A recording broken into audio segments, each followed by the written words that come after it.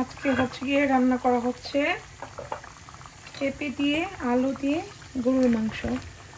তো প্রায় সিদ্ধ হয়ে গিয়েছে, দেখে আলুটার দিকে অবস্থা, আলুটাও সিদ্ধ হয়ে গেছে। এখন হচ্ছে কি বাগার দিব।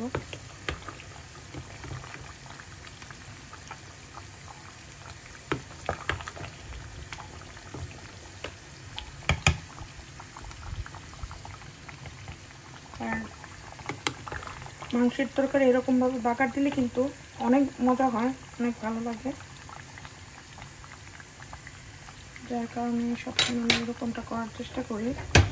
আর ঝোলটা অনেক কমে গিয়েছে, ঝোল কিন্তু অনেক বেশি দিয়েছিলাম। এখানে হচ্ছে বাগারটা হচ্ছে এটাতে একটু শেষের দিক দিয়ে একটু জিরে গুঁড়া দিয়ে দিব। জিরে ব্লেন্ড করে রাখছিলাম, কিন্তু ওটা তেমন ভাজি নাই। তো বাগারের মতো তো তেলটার মধ্যে দিলে দেখা যাচ্ছে জিরের ঘ্রাণটা একটু ভালো আসে।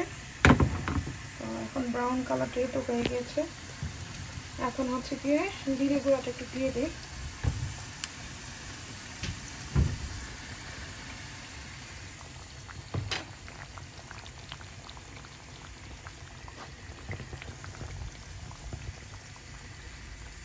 এটা খুলে দাও তো একটু, জানো করতে পারতেছে না।